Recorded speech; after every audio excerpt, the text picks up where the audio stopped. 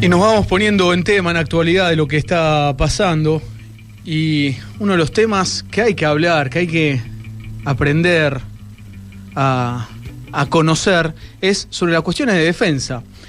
Y ya hace un tiempo, a uno de los que tenemos como especialistas, alguien de quien aprendemos mucho, nos estamos abusando también de su amabilidad generalmente, es el coronel retirado Carlos Pisolito, que estamos nuevamente en comunicación con él en esta nueva temporada de Malvinas Causa Central. Carlos, muchas gracias y además por esperarnos este rato. ¿Cómo estás?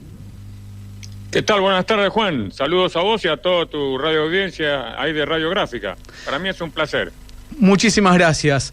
Carlos, antes de meternos en el tema que te convocamos para hablar de lo que está pasando en cuestiones de defensa, tanto con este memorándum que se firmó con el Cuerpo de Ingenieros del Ejército de Estados Unidos en el Río Paraná, bueno, la llegada de hombres de la CIA ayer, la lucha de las Fuerzas Armadas contra el narcotráfico, esos son los temas que te quiero escuchar y quiero aprender. Pero antes de eso, estaba pensando que tanto en Radiográfica como en las radios de las universidades que nos escuchan, yo digo, bueno, coronel retirado. Y quizás muchos no saben, ¿no? Que ser coronel son 20 años de carrera militar. Si tenés que hacer así, muy, muy breve, contarnos un poco esa experiencia tuya, ¿qué nos puede destacar? Bueno, es un poco más, son 35 años.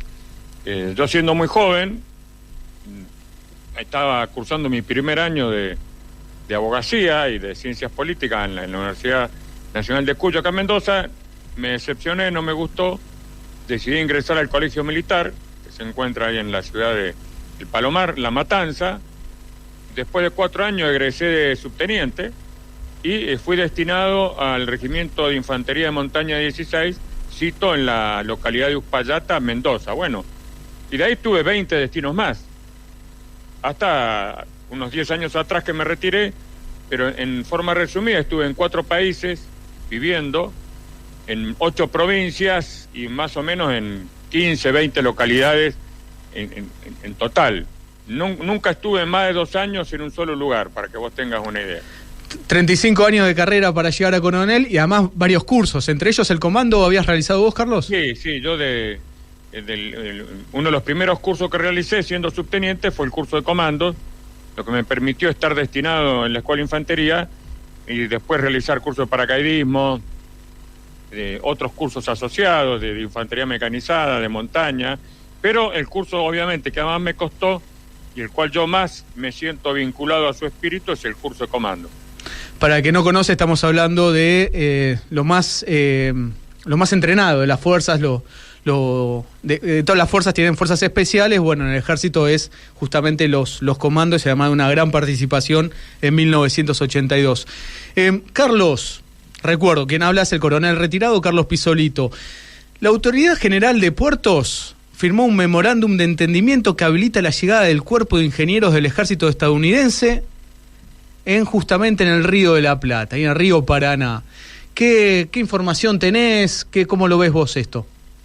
Mira, conozco el Cuerpo Militar de Ingenieros, es de hecho la mayor organización de ingeniería civil del mundo, tiene más o menos 1 millón de obreros y empleados, conducido justamente por el Ejército de Estados Unidos, que fue creado por el presidente Franklin Delano Roosevelt tras la famosa crisis de 1929-1930, como una autoridad destinada a controlar ese gran río que es el río Mississippi y el río Tennessee, que eran ríos indomables, de llanura, había que construir esclusas, represas, canales hidráulicos, y se le entregó al ejército esa tarea. Desde ese punto de vista, yo lo felicito al presidente Franklin Delano Roosevelt. Hasta el día de hoy ellos son la autoridad portuaria y muchas otras más, hidráulica, de los Estados Unidos. Lamento que nuestro presidente no tenga la misma iniciativa que tuvo Franklin Delano Roosevelt. No tengo nada en contra del Cuerpo Militar de Ingenieros, sí estoy en contra que nuestra nación, que tiene sus propias Fuerzas Armadas, que tiene su cuerpo de ingenieros, que tiene un montón de ingenieros civiles, a bochas, use a un elemento extranjero en un lugar tan vertebral, tan importante para nosotros como es la hidrovía, porque nuestra hidrovía incluso supera en cantidad de exportaciones a la hidrovía del río Yangtze en China y a la hidrovía del río Mississippi en los Estados Unidos. Es decir, estamos hablando de la primer hidrovía del mundo. De hecho, Paraguay, uno de sus grandes usuarios, que no dispone salida al mar, como todos sabemos, sí dispone de la flota número 1 de barcazas del mundo y saca todas sus exportaciones por ese río marrón, el río Paraná, Paraguay y finalmente la historia del río de la Plata. Yo creo que es un tema lo suficientemente importante. Aparte, me llama mucho la atención que un elemento subordinado que vos acabas de mencionar, que es la Administración General de Puertos, que no tiene autoridad de establecer convenios internacionales, mucho menos ese nivel, solicita el ingreso de tropas extranjeras cuando hay leyes, vos lo sabés muy bien, que para que eso se pueda concretar exige la aprobación del Congreso. Si estamos hablando de algo muy serio que ha sido tomado a mi criterio con absoluta ligereza y realmente no me gusta, no estoy de acuerdo para nada. Carlos, recién mencionabas, recuerdo que no habla ese coronel retirado Carlos Pisolito, recién mencionabas a la flota de Paraguay y recuerdo Luciano Orellán, un especialista en todo lo que sale del Cuenca Río de la Plata, porque ahí salen todos los alimentos, y él me señalaba que en realidad esa flota en general son empresas estadounidenses, es decir que inclusive estos ingenieros le pueden dar protección logística a esa flota. Mira, sí, eso es para hablar de lo legal, obviamente además de los granos que puede cultivar, también saca los nuestros, no sé cómo lo logra, obviamente a través de una maniobra ilícita como es el contrabando. También sabemos que sale la marihuana, Paraguay es el principal productor mundial de marihuana. Sería un tema muy complejo, pero yo creo que no solamente hay empresas norteamericanas, hay empresas, por ejemplo, si vos mirás nuestro puerto de Rosario, que son alrededor de 30 puertos, te vas a encontrar con puertos holandeses, con puertos ingleses, con puertos chinos, con puertos norteamericanos, con puertos belgas. Es decir, es un tema tremendamente complejo. No por nada hay que irse para atrás.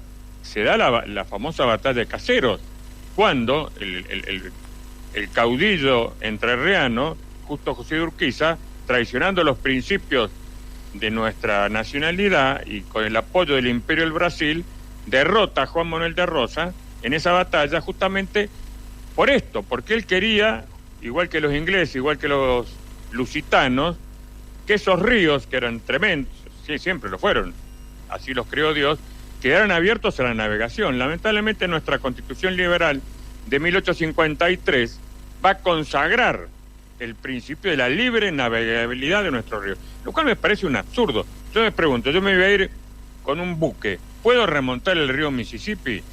Seguramente que no, me van a pedir 65 autorizaciones. ¿Puedo remontar el río Yangtze? Tampoco. Entonces, esa extrema generosidad rayana con la negligencia a mí no me gusta.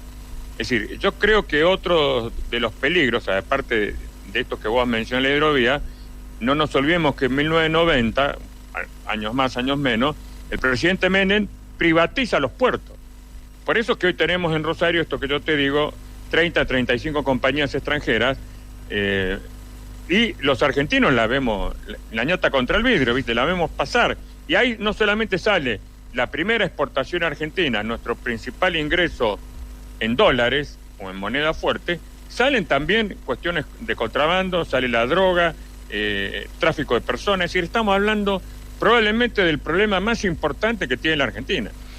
Y en esa línea justamente el narcotráfico, que es un problema sin duda que tenemos en nuestro país y en la región, se está hablando de el uso de las Fuerzas Armadas para la lucha. Lo quito de el apoyo logístico, que sería otra cuestión, pero hay sectores políticos que insisten con las Fuerzas Armadas para luchar contra el narcotráfico. ¿Tu opinión, Carlos? Mira, no es casual que vos mencionaras al Cuerpo Militar de Ingenieros, por el cual tengo un gran respeto, que en este momento el jefe de la CIA, el señor Burns, se encuentre en este preciso momento en la Argentina, porque los Estados Unidos, así como tiene algunas cosas buenas, tiene unas que son muy malas. Por ejemplo, su doctrina de lucha contra el narcotráfico es una doctrina nefasta que ha fracasado estrepitosamente en todos los lugares que se le quiso aplicar. O sea, la doctrina del descabezamiento, que está destinada a la eliminación física de los capos de la droga, con lo cual no se logra nada desde el punto de vista operativo, porque yo mato al jefe de un cartel o lo encarcelo, inmediatamente son tan activos, tienen un liderazgo tan vital, que la segunda, tercera línea los reemplaza rápidamente, incluso con personas que pueden llegar a ser más violentas o peores que el jefe que yo acabo de eliminar. Y esa doctrina, el mejor ejemplo lo tenemos en Colombia. Colombia, que es el primero exportador mundial de cocaína del mundo, tiene la segunda ayuda militar del mundo de los Estados Unidos, que es el Plan Colombia. Es decir, hay en Colombia 300 asesores militares de forma permanente que manejan millones de dólares, obviamente con un resultado nefasto. Yo tengo miedo que con la acticencia de este presidente, de nuestra ministra de Seguridad, de nuestro ministro de Defensa, nos quieran vender un Plan Colombia cuando es algo que ha fracasado, pero no mal, ha fracasado estrepitosamente. Vuelvo a repetir, Colombia, pese a todo el intervencionismo norteamericano, hoy sigue siendo el primer exportador de cocaína del mundo y tiene actos de violencia que son hasta difíciles de relatar por su dramatismo y por la escala de violencia a la que llegan. Yo he estado varias veces en Bogotá, he sido invitado por la Fuerza de Colombia a hablar de estas cosas, y vos vas a cualquier cuartel militar colombiano y te cruzás con un militar norteamericano o con un helicóptero norteamericano. Entonces, ¿a cuenta de qué? Si vos me dijeras que con eso se logra bajar la producción, no, o la violencia, no, todo lo contrario. Entonces, no tengo más que unir la línea punteada, que la presencia norteamericana en la lucha contra la droga lo que hace es incrementar justamente esa producción, que vienen a hacer una suerte de control de daños, control de calidad, control de la competencia, pero no vienen a combatir el narcotráfico. Quien habla es el coronel retirado Carlos Pisolito. Es muy importante esto que nos estás aclarando, Carlos, del plan este que ya fracasó, además que se sabe, ¿no? Pero también de alguien que conoce la fuerza, lo diga, repercute, porque además Argentina tiene fuerza de seguridad que si se quisieran usar específicamente para eso, digo, Gendarmería tiene fuerzas especiales para esa lucha, o prefectura, que son fuerzas de seguridad entrenadas y preparadas para eso, la Policía Federal, digo, no hace falta el ejército para eso. Juan, no hace falta la policía. Mira, el narcotráfico no es un fenómeno policial, no es colocando gente uniformada en las esquinas que yo voy a combatir al narcotráfico. El narcotráfico, lo primero que yo tengo que entender, es un negocio, un turbo negocio capitalista. Si yo simplemente uso la inteligencia criminal, la inteligencia bancaria, no tengo que perseguir a los pobres perejiles que venden droga en las villas de emergencia del Gran Rosario. Yo me pregunto, ¿por qué hay tremendos negocios inmobiliarios, entre ellos uno de los patrocinadores del presidente, el señor Epstein, que fabrican grandes edificios de alta calidad que en este momento están sin ser ocupados en el Gran Rosario? ¿Dónde salió ese dinero? A ver, vuelvo a repetir, si hay algo botón en la vida, es el dinero. Si soy pobre, se va a dar cuenta todo el mundo. Y si me sobra el dinero, lo mismo. Entonces, yo creo que todos los rosarinos, más o menos bien ubicados, saben exactamente por dónde se mueven los flujos del narcotráfico.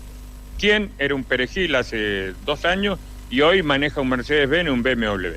Simplemente con una investigación bancaria. No tengo que patear ninguna puerta, no tengo que ir a las 3 de la mañana, no tengo que torturar, no tengo que matar a nadie. Simplemente, señor, a ver, venga, justifíqueme el yate, justifíqueme el auto, justifíqueme la casa, justifíqueme su nivel de tarjeta de crédito. Esto es sencillo. Yo creo que acá no está la intención de luchar contra el narcotráfico. Acá hay una mise en escena, una puesta en escena de la señora Bullrich, que sale peleando con los perros, se disfraza de Rambo, querrá con esos vendernos que es la próxima presidenta. Ahora, eso no elimina a los narcos. Te voy a repetir acá, muy sencillo, desde un computador, viendo los flujos financieros de los jueces, de los fiscales, de los policías corruptos, inmediatamente ya lo hizo, para darte un ejemplo, en la década del 70, en el operativo Independencia, el general Vilas, cuando llegó a Tucumán, citó a todos los comerciantes tucumanos, le dijo, miren señores, yo los voy a proteger, díganme a quién le pagaban la protección al Ejército Revolucionario del Pueblo. Listo, ya está, acá lo mismo, hay que juntar a todos los grandes comerciantes, los grandes políticos, los jueces, sentarlo en una mesa, señores, díganme a quién le pagan. ¿A dónde va el dinero que ustedes pagan por protección? Inmediatamente va a salir. Y van a caer jueces, van a caer fiscales, van a caer políticos, porque ese es el otro tema. El narcotráfico sin la protección, y me refiero a todos los partidos políticos, no estoy haciendo una acusación a ningún partido en particular, no funcionarían. Porque es así. Claro. Sí, ahí está la cabeza de la serpiente. Carlos, te cambio de tema, no de la cuestión de defensa, pero salimos un poco de lo que está pasando con Estados Unidos y el narcotráfico. Y también, esto le aclaro para quienes nos están escuchando, digo, Carlos es coronel retirado y a veces pueden contar cosas o no pueden contar cosas por sus relaciones con las Fuerzas Armadas. Vos contarás lo que podés, Carlos. ¿Cómo viste el paso a retiro de 22 generales? ¿Es común cuando cambia un gobierno que tantos generales se pasen a retiro? Mira, acá hay que entender un principio básico. Las Fuerzas Armadas de hace 40 años, en 1983, están bajo el control civil. Ellos son los dueños del gatito y hacen con el gatito lo que quieren, lo que no significa que esté bien. Obviamente, las tres fuerzas que tiene cada una su historia, el ejército es la más antigua, después viene la marina y muy nueva la Fuerza Aérea, siempre hay rivalidades que son lógicas y naturales, siempre que se mantengan en un límite. Lo que ha sucedido, a mi criterio, es que la Fuerza Aérea, que tenía varios años que no había estado en la conducción de las tres fuerzas, decidió dar ese paso al frente, lo tenemos al brigadier Isaac, y no creyeron mejor idea que sacarse de encima a 22 generales. A ver, están en su derecho, porque es una decisión política. A mí no me alegra ni me gusta, porque ¿qué estamos haciendo con esto? Estamos rompiendo una cadena de conocimiento.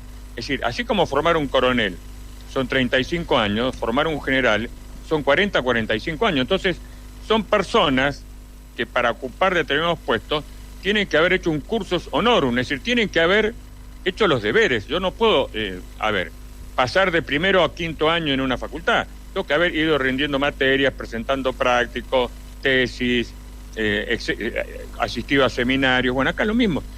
No es sano ni es natural desprenderse de gente que aparte el Estado invirtió mucho dinero en su formación. Me suena más a un capricho y a la imposición de, bueno, como ahora yo soy el dueño del gato, hago con el gato lo que quiero. Bueno, eso no es sano ni es bueno. Tampoco me voy a rasgar las vestiduras, ni digo que el ejército no haya hecho cosas similares, pero no ayuda, no colabora, no hace al buen gobierno de las Fuerzas Armadas.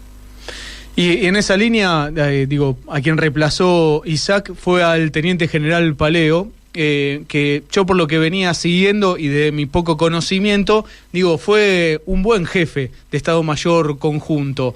¿Alguna referencia al respecto? Porque es uno de los que se pasó a retiro y me parece que venía haciendo un laburo muy interesante. Mira, tengo el gusto y el honor de haber sido instructor del curso comando, porque Paleo también es comando. Lo recuerdo como joven cursante, un excelente oficial, siempre muy cercano a las fuerzas especiales, a las fuerzas paracaidistas, que hizo toda la carrera dentro de esa especialidad. Y sí, para mí... Se nos congeló justo Carlos Pisolito cuando estaba por contarnos sobre la mirada del teniente general Paleo, a quien lo tuvo como cursante justamente en lo que es el curso comando de las Fuerzas Especiales. El general Paleo fue el jefe de Estado Mayor Conjunto de las Fuerzas Armadas del 2020 hasta días después de que asumió Milei, que lo dio baja. Sí, Paleo, Pisolito, perdón, ahí se había congelado, justo. No, bueno, yo te decía, tengo mi corazoncito, yo creo que si bien hay una igualdad institucional de las tres fuerzas, el ejército es un primus inter pares, porque tiene su historia, tiene un despliegue territorial, mucho más en esta circunstancia que vos me estás hablando. Tenemos que controlar la hidrovía, tenemos que combatir o apoyar el combate con el narcotráfico. Yo prefiero tener un hombre terrestre, un verde oliva, porque hay una persona que eso en alguna vez o lo escuchó, o lo estudió, o se lo hicieron hacer. A ver, sin ningún tipo de desprecio, porque nuestra Fuerza Aérea es absolutamente necesaria, pero una cosa es manejar un avión que exige una cantidad de habilidades y de destrezas muy peculiares, las vimos en Malvinas, y otra cosa es conducir una operación terrestre que se mueve a otro ritmo y con otros objetivos y con otras finalidades. Además le tocaba a alguien de la Armada, creo que en el lugar de Paleo, exacto. ¿no? Si fuera le tocaba a la Armada, que claro, también es otra de las perjudicadas de esta maniobra. Lo último, Pisolito, y agradecerte este tiempo también en nuestro primer programa de esta temporada 12 y poder conocer de estos temas que en lo personal y también varios de los que escuchan Malvinas Causa Central le parece importante. Se está hablando de esta ley ómnibus, que si vuelve o no, y dentro de esa ley ómnibus estaba privatización de empresas. Dentro de eso se hablaba fabricaciones militares. ¿Es importante fabricaciones militares? ¿Qué te parece? Mirá, hermano, yo te doy un solo ejemplo. Mirá lo que es Ucrania, mirá lo que es Europa. Un simple caso. Hay un arma, que es el cañón de 155, un arma vieja, inventada en la Primera Guerra Mundial, que usa un proyectil, 155 milímetros, que es un proyectil industrial. Se hace con un torno y se lo rellena de explosivos, pesa 60 y pico de kilos. Bueno, más o menos los rusos usan 18.000, escuchá la cifra, 18.000 proyectiles de esos por día. La OTAN, toda la Unión Europea más los Estados Unidos detrás, no pueden equiparar ese número. Ergo, la artillería ucraniana no puede disparar todos los tiros que quisiera contra los rusos. ¿Por qué? Porque los rusos y los chinos nunca desarmaron sus fábricas militares y siempre mantuvieron la manufactura.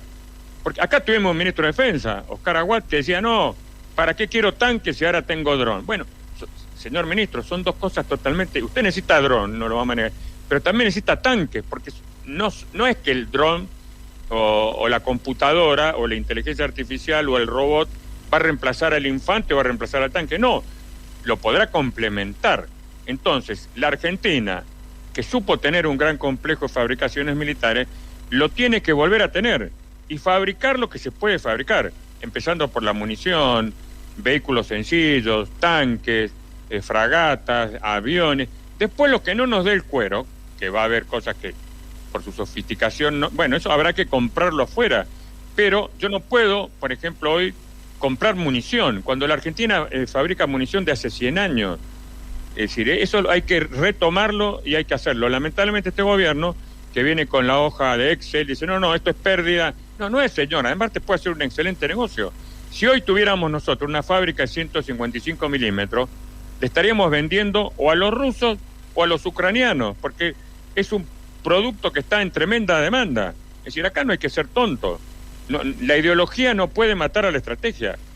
Y en esa línea me imagino que también las Fuerzas Armadas tienen que dar su opinión en que no solo no se privatice esto, sino también, por ejemplo, que no se privatice algo que es civil y de la ciencia como ARSAT, pero que es tan importante para las Fuerzas Armadas y la soberanía nacional. Pero ARSAT, lo mismo, vamos de vuelta a Ucrania. Ucrania tiene hoy sus comunicaciones militares gracias a la red Starlink que le provee el señor Elon Musk. Y nosotros, en el ejército argentino, en la Fuerza Aérea y la Armada, y la escuela de Manchalá o de cualquier pueblito argentino, tiene internet gracias a ARSAT. Entonces, abrirle ese negocio, que a nosotros nos costó muchos millones de dólares tenerlo, a Elon Musk, es poner el zorro adentro del gallinero. Es decir, estamos haciendo una grave tontería. Y estamos, como lo mismo que mencionamos al principio con la hidrovía, nosotros tenemos nuestros medios, no somos unos zaparrastros. Entonces, privilegiemos lo nuestro, prefiramos lo nuestro, y donde nos quedemos cortos, bueno, ahí sí pidamos ayuda. Pero no es el caso, porque ARSAT está funcionando. Fabricaciones militares supo funcionar. Ahora, ya te digo, esto no se puede manejar con una planilla de Excel, hay que tener cierto criterio de patria, de grandeza, de bien común, y hasta de utilidad, porque yo a esas fábricas vos me las das a mí, yo te puedo asegurar que las administro y le hago ganar plata al Estado. Coronel retirado Carlos Pisolito. Carlos, muchísimas gracias por tu tiempo, por ayudarnos a pensar, conocer más de algo que es tan importante que es la cuestión de la defensa. Muchísimas gracias, como siempre, Carlos. Muchísimas gracias a vos, Juan, y a toda la audiencia de Radio Gráfica. Un abrazo para todos y que Dios los bendiga.